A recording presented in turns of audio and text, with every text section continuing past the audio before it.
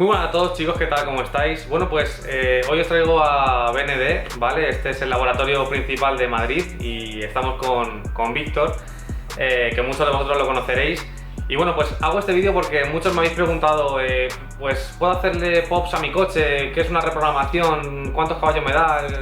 Bueno, pues todas estas dudas que os surgen, yo no sé contestaros bien, entonces hemos venido a un sitio con profesionales para que os puedan explicar un poco qué es una reprogramación.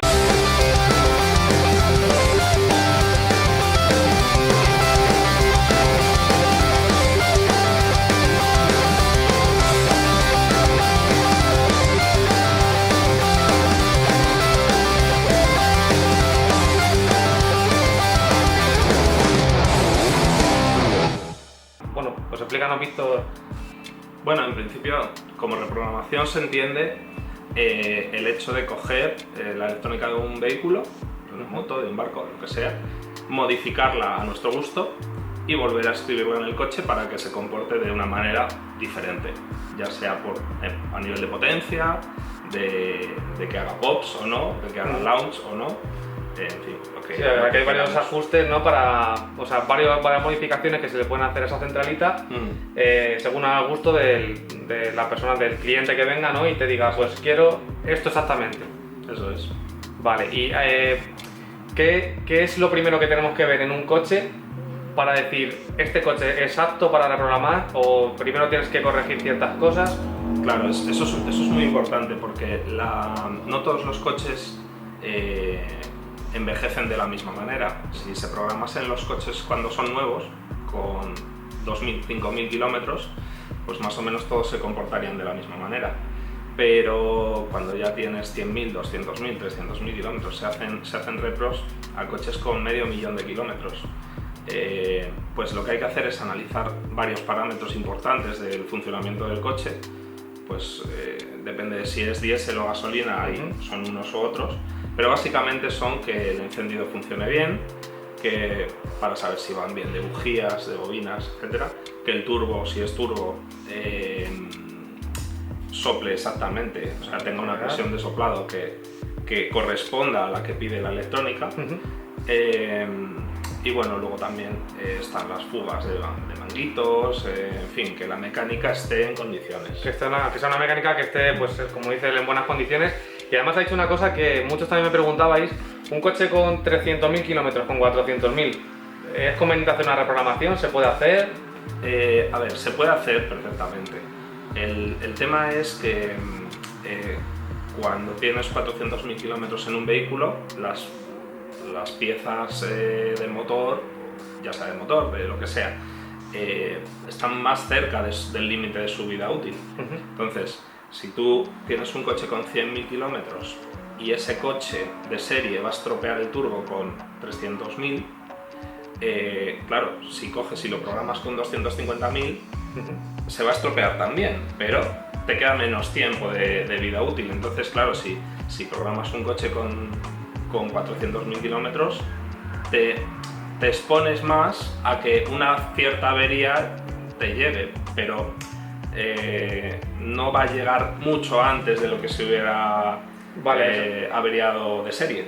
Vale, o sea que digamos que, a ver, la reprogramación no es algo que sea muy agresivo, ¿no? O sea, hay reprogramaciones que no son tan agresivas para coches, además, igual con más kilómetros, ¿no? Se puede hacer algo más light. Se puede hacer más ajustado, sí. En vez de ganar, si en un coche habitualmente se ganan 40 caballos, sí, y el cliente, ya sea por los kilómetros o porque es un coche que usa pues para trabajar, que él sabe que va a hacer muchos kilómetros a la larga, el cliente a veces nos pide que seamos especialmente cuidadosos con la fiabilidad. Entonces en ese coche, pues en vez de poner 2 décimas más de turbo, pues pones una, y claro, al final vas a ganar menos potencia, pero tienes una ventaja a la larga en fiabilidad. Vale. A priori no se sabe cuánto va a durar cada coche, pero esa es un poco la forma de actuar. Pero lo que determina cuánto dura un motor realmente no es una reprogramación, ¿no? Sino quizá el desgaste de piezas con los años, el uso que se haga del coche. O sea que no ¿no es mejor reprogramar un coche con 50.000 kilómetros que uno con 200.000? A lo mejor el 200.000 está mejor cuidado, está en mejores condiciones que el de 50.000, que a lo mejor hay alguna pieza que esté... Es así, hay coches que igual en los concesionarios saben mucho de esto, que de serie con 20.000, 30.000 kilómetros rompen algo, ya sea un turbo, rompen un embrague, pues por el motivo que sea, no aguantan lo suficiente y tal. Entonces, cuando se programan, pues si justo es un coche con alguna pieza un poquito floja, imagínate un embrague que aguante de serie 400 de par, 400 Nm, lo programas con 350 y los va a aguantar perfectamente, pero con los años el desgaste va a hacer que si lo llevas programado necesites reponer el embrague antes que si lo llevas con 200 de par. Vale. ¿Sabes? Hay una cosa, además, bueno, para los que no lo sepáis, yo reprogramé el Polo aquí precisamente, ¿vale? Estamos en BND en Madrid y lo hice porque sé que cada gráfica se ajusta a cada vehículo. O sea, aquí cuando yo pregunté, yo no quise una gráfica genérica para mi coche, que cogiesen de otra anterior que hubiesen hecho, genérica. Y aquí hacéis eso, ¿no? O sea, aquí cogéis de cada gráfica es personalizada, cada persona más o menos puede tener un... Eso es. En principio, para hacer que un coche consiga más potencia o cualquier otra cosa, pues hay que manipular una serie de parámetros y esos, pues más o menos son inamovibles. O sea, tienes que pues tocar presión de turbo, limitadores de par, avance, gasolina, etcétera, ¿no? Entonces eso obligatoriamente hay que tocarlo y dentro de esa serie de parámetros siempre intentamos ajustarlos de tal manera que el resultado sea un poco a la carta. Es verdad que para un coche nuevo, como era en tu caso tu coche, que no tenía ni 20.000 kilómetros, yo creo, es muy fácil que una repro que funcione en tu coche va a funcionar igual de bien en coches similares, pero igual a esos otros clientes no buscan lo mismo que tú, con lo cual ya no es tan buena la repro para ellos. El hecho de usar repros anteriores nos ayuda a ir evolucionando, porque cuando hemos hecho tu repro, si viene un cliente que me pide algo parecido, lógicamente no partes de cero, pero igual probamos tu repro en el siguiente y si hay algo que mejorar, pues ya lo retocamos. Es un poco la parte técnica de la repro es la que se hace el primer día, cuando el coche viene al banco, se lanza, se prueba, etc. Cuando tú te lo llevas a casa, tienes un periodo, nosotros damos un periodo hasta un mes de prueba, en el que en ese periodo de prueba el cliente es ya él mismo el que va viendo cómo funciona el coche y nos puede llamar de vuelta diciendo, oye, pues a ver si le podéis dar un poquito más de bajos, o a ver si, no sé... Sí, como me pasó a mí un poco, que dije, claro, se puede ajustar, apretar un pelín más, que no toque, porque la primera lanzada de mi coche dio 125 caballos, yo creía más o menos, bueno, pues mirando un poco por internet, la gente conseguía unos 130 o así, que se consiguieron, no hubo ningún problema. Y sobre, como dice Víctor, sobre la primera base que me hicieron, luego se hizo un reajuste, al final se optimizó todo un poco más y conseguimos los 130 caballos, casi 131, que es lo que yo estaba buscando. Entonces, o sea, luego además está lo del tema Stage 1, Stage 2, Stage 3. ¿Qué diferencias hay? Para que la gente sepa un poco... Sí, a ver, básicamente una Stage 1 es una repro para un coche 100% de serie. Un coche con modificaciones mecánicas que no afectan al rendimiento, como puede ser un silencioso trasero modificado, un filtro de aire, cosas muy sencillitas que no afectarían especialmente al rendimiento del coche, del motor. Una Stage 2 sería una repro para un coche que normalmente ya tiene una línea de escape completa, una admisión completa modificada, y que además ese cliente va buscando algo un poquito más fuerte, va buscando sacar ese plus de potencia que dependiendo del coche pues puede ser más o menos en función de cuánto restringen esas piezas de serie que has quitado. Vale, y en ese Stage 2, por ejemplo, si le metemos un filtro de AliExpress, ¿no? Como mucha gente hace, y te meto una admisión de AliExpress que, bueno, pues me ha costado barata, ¿valdría para este Stage 2? En principio sí puede valer, lo que pasa que muchas veces hasta que no lo pruebas en el coche no sabes si funciona. Claro. Luego tampoco sabes si ese filtro de repente se va a perforar y un día vas a abrir el capó y te vas a encontrar con un filtro perforado que no está haciendo nada. O sea, y las calidades, ¿no? Las calidades importan por eso, porque o sea, a la hora de meterle pues, un poquito más de caña al coche, pues al final si un material no es bueno, pues se va a romper o cualquier cosa, ¿no? Es eso un poco lo que... Es así. Vale, y Stage 3... O puede pasarte que pones un filtro, como nos ha pasado alguna vez, que pones una admisión que lo único que hace es restringir más que la de serie. Entonces al final el coche va peor que si vas con tu admisión de serie. O sea, que coger, por ejemplo, a lo mejor calor del motor, ¿no? Que no esté bien aislado. O a veces manguitos de admisión chinos que cuando aspiran se estrangulan y se cierran. Entonces has perdido toda la posible ventaja que hubieras tenido por poner una admisión diferente. Vale. Y entonces nos quedaba el Stage 3, ¿no? Hemos explicado el 1 y el 2. ¿Y el 3 qué es? Stage 3 sería cuando ya se cambian cosas importantes del motor. Por ejemplo, un turbo más grande. Normalmente se le llama Stage 3 a cambiar turbo, cambiar inyectores, este tipo de cosas ya un poco más internas del motor. Y podría llamarse Stage 4 a cuando forjas un motor, que abres motor, pones bielas, pistones, árboles de levas. O sea, es una preparación ya de carreras, ¿no? Por decirlo de alguna manera, es más o menos de carreras. O de calle, pero bueno, realmente serían preparaciones que ya es más difícil que pasen la ITV, en fin, cosas un poquito más exclusivas, digamos. Vale, hay una cosa que me pregunta mucho la gente. Sabéis que yo hubo un cierto momento en el que hice pops en mi coche y muchos me preguntabais si se pueden hacer pops en todos los coches. Se pueden hacer pops en los coches de gasolina, sí, porque en los diésel lo que son los pops, que es ese petardeo cuando levantas el pie del acelerador, se hace solo sale en coches de gasolina. En coches diésel no mecánicamente no los pueden hacer, ¿no?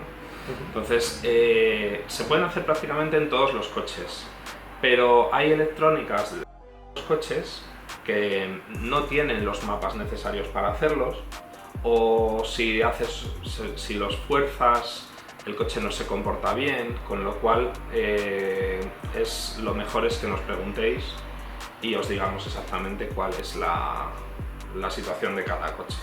Pero o sea, no tiene por qué ser exclusivamente turbo el coche, puede ser atmosférico, se podría hacer en los coches actuales además. De gasolina cualquiera. En cualquiera, vale. Los coches antiguos hay que hacerle una especie de avance de encendido, ¿no? Con el retraso, sí. Por retraso de encendido, que eso es con el Delco, ¿no? O sea, con el Delco se puede variar en los coches más antiguos, me refiero. ¿Sabes lo que pasa? Que en los coches realmente antiguos el Delco no te permitía hacer grandes cosas. Iba entarado en una posición bastante fija y si lo mueves de ahí va mal, no va bien el coche, con lo cual esto realmente los pops así programados tienen que ser inyecciones relativamente modernas, ¿sabes? Para que funcionen. Vale. Reprogramar atmosféricos. Ahora que hemos dicho lo de los pops en atmosféricos, ¿es conveniente reprogramar un atmosférico? ¿Van a notar mucho el cliente? ¿Va a notar mucha diferencia? Claro, aquí depende del atmosférico, ¿vale? Hay varios coches que son atmosféricos y realmente son coches superiores limitados por la marca. Por ejemplo, casos típicos son el Mini Cooper Mini One del año 2001, 2002, 2003. Era el mismo motor, pero la marca simplemente en la electrónica limitó un poquito para hacer el One. En vez de hacer otro motor, les sale más barato limitar el superior. Ese, por ejemplo, gana 25 caballos, 25 o 30 caballos, porque lo deslimitas y le das un poquito más, ¿vale? Hoy en día hay también otros ejemplos, por ejemplo está el Mazda 3 actual, que está en las tiendas ahora mismo, en los concesionarios, que está la versión 120 caballos y 165. Y eso es el mismo caso. Es el mismo, ¿no? El 120 se puede convertir en 165, con lo cual tienes una ganancia interesante. En un coche que no sea limitado, un coche atmosférico de gasolina, porque ya diésel hoy en día ya ni hay atmosféricos. En un coche de gasolina atmosférico, hoy en día las ganancias suelen rondar los 3, 4, 5 caballos por litro a lo sumo. Entonces, y de par, pues algo parecido, 10 Nm, una cosa así. Entonces, es complicado que alguien perciba, digamos, en conducción normal, que ha ganado algo con una repo de ese estilo. Sí interesa cuando vas buscando otras cosas, pues como por ejemplo pasar a una Stage 2, si has puesto una línea y el coche te enciende luces por haberlo hecho, pues ese atmosférico lo tienes que programar para que se comporte bien si le has metido material al coche. Sí, o sea que requiere como una pequeña preparación antes de... Claro. O sea, si lo cogemos de serie y cualquier atmosférico no vale, ¿no? O sea, ganaría que muy poquito. Las limitaciones estas que vienen de fábrica, ¿no? Eso que son los que... Eso es. Vale. Por ejemplo, un Saxo 16 válvulas, de los de toda la vida, sí que ganaban 10-15 caballos con nada, con admisión, cable y electrónica, y sobre todo de serie tenían el corte bajito y programado se les pone un corte un poquito más alto, de manera que el coche se vuelve mucho más divertido, sobre todo. Los 205 también, los que preparaban un poquito para... 205 llevaban electrónicas muy antiguas también, y esos iban chipeados y tal. Era como lo primero que se empezó a hacer de electrónica, pero también los Kadett, los BMWs antiguos tienen ganancias interesantes. O sea que interesa, ¿no? Muchas veces, no por ser el coche atmosférico, pues podréis... O sea, bueno, de hecho os voy a dejar aquí abajo el número de teléfono de BND, ¿vale? Y la página web para que le echéis un ojo.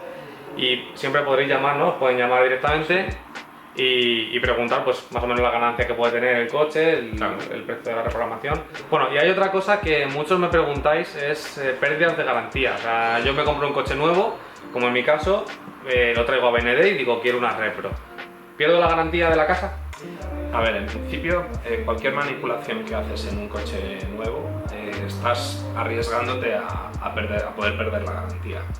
Nosotros, las herramientas que utilizamos son capaces de hacer que cuando el concesionario entra con su diagnosis no detecte automáticamente que ese coche se ha manipulado.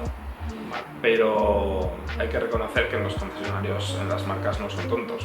Si quieren, si tú llevas un coche reprogramado al concesionario, por mucho que hayas falseado, ellos saben cuánto anda ese coche y saben los parámetros que hace, etcétera. Entonces lo podrían llegar a ver. Nosotros siempre decimos que en caso de una investigación te pueden pillar. Vale, pero normalmente creo que eso es también a lo mejor un gasto, ¿no? Que genere la marca y diga, bueno, pues vamos a investigar este coche en concreto porque creemos que...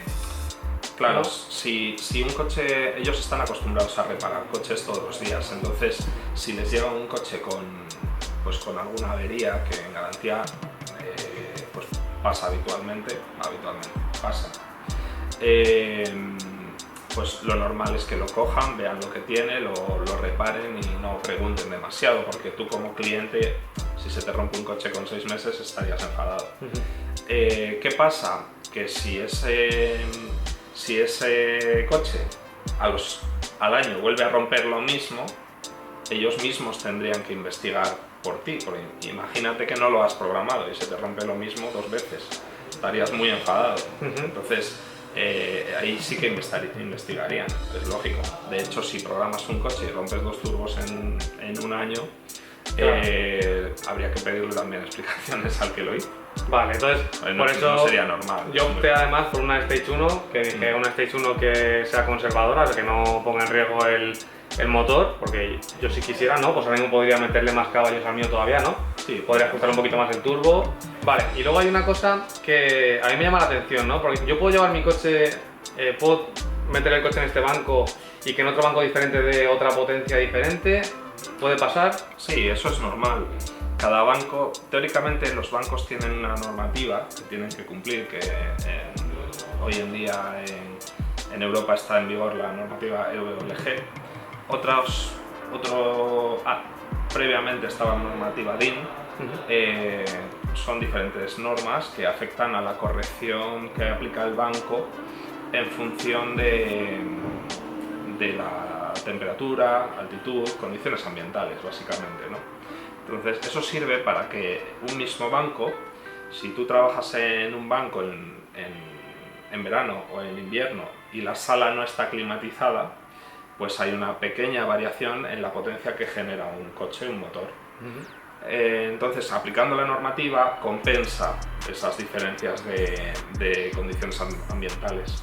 Lo ideal sería que un banco de potencia estuviese en una sala climatizada, en condiciones ambientales, en las condiciones ambientales en las que no habría corrección, de manera que tanto en invierno como en verano siempre hubiese la misma temperatura, presión, etc. Pero bueno, eso es complicado conseguirlo, ¿no?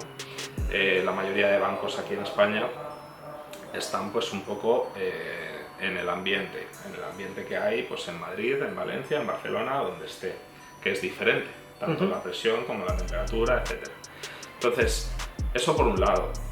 Y por otro lado, cada banco tiene su forma de medir particular. Hay bancos que generan, que no tienen freno, hay bancos frenados. Esto daría para un capítulo entero. Sí, para un vídeo entero.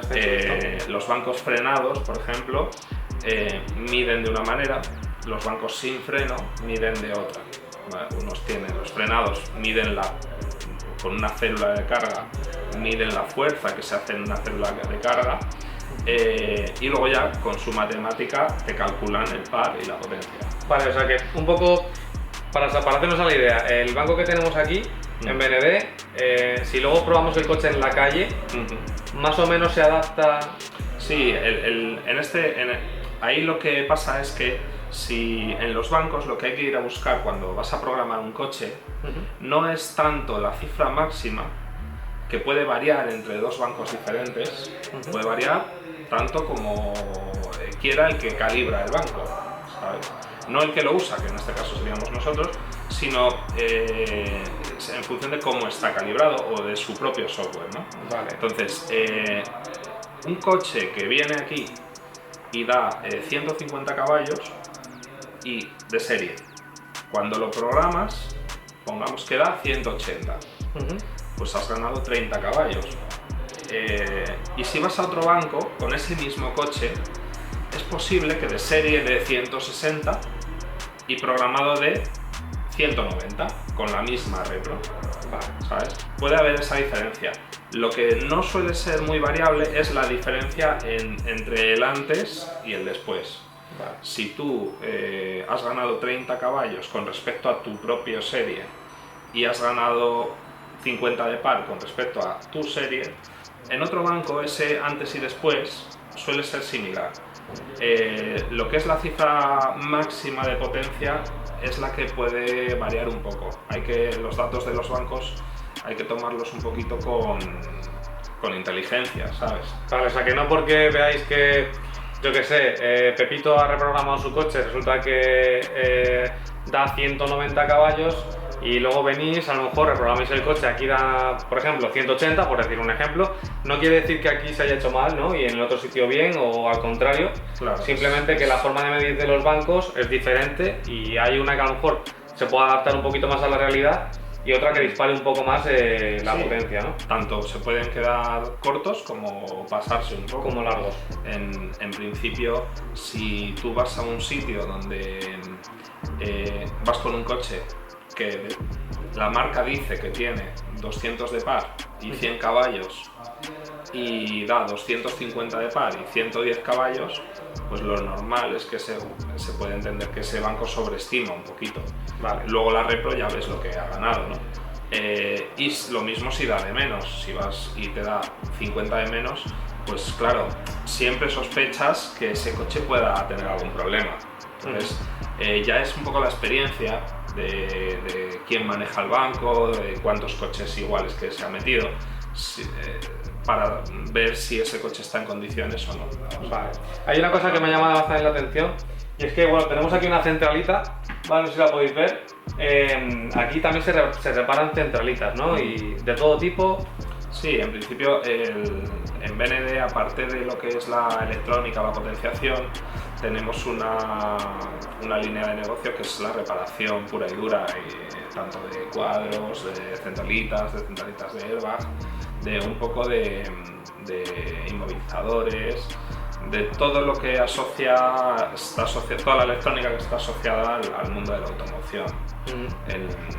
No todos los distribuidores tienen taller, ni en todos los que tienen taller hacen exactamente los mismos servicios. Ya ahí sería hablar con el distribuidor. Si alguien necesita algo, es hablarlo con el distribuidor en concreto y nosotros damos el soporte necesario para que lo puedan hacer. Porque BND es una línea de talleres, ¿no? Que está distribuida por diferentes partes de España, pero realmente hay partes que se hacen directamente desde Madrid o desde León, ¿no? Sí.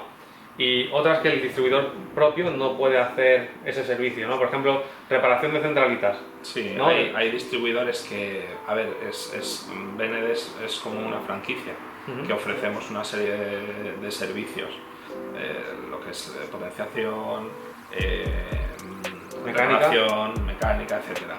Pero lo que es el producto BND es la electrónica. Los distribuidores, en función de sus preferencias, pues hay distribuidores que solo potencian y hacen detailing o hacen venta de piezas, etc.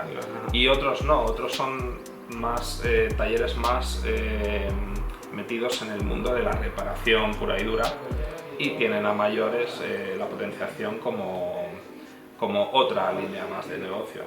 Nosotros, desde luego, en la parte que corresponde a BND, sí que nos gusta que todos se comporten de la misma manera. Los precios son únicos para toda España, etcétera, y eso hace que la sensación que pueda tener un cliente que viene a Madrid o que va a León o que va a Coruña pueda ser similar o lo más similar posible. Vale, y por último, para todas las personas que quieran reprogramar, por ejemplo, un coche, ¿no? ¿A partir de qué año se podría reprogramar un coche? Más o menos. Sí, los primeros coches que llevan electrónicas programables o manipulables electrónicas empezaron pues, en la década de los 90, principios de los 90, finales de los 80, ya había algunos coches que se podían programar.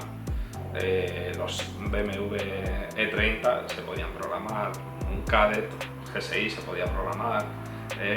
Este tipo de coches son de esas épocas. Un Renault 21 Turbo, por ejemplo, también se podría. Era típico. Coches anteriores a esa época también se pueden potenciar, sí, pero más mecánicamente, o ya jugando con la mecánica y no tanto con la electrónica. Vale. Bueno, chicos, pues ya sabéis, aquí estamos en BND, en Fuenlabrada. Y nada, si queréis conocer un poco el trabajo que realizan aquí, tenéis alguna consulta, cualquier duda, podéis llamar por teléfono, que como repito, lo dejo por aquí abajo en la descripción. Y si no, directamente os pasáis por aquí, pues habléis con Javi, el recepcionista, y os podrá pues, dar una estimación más o menos de cuántos caballos puede tener vuestro coche finalmente.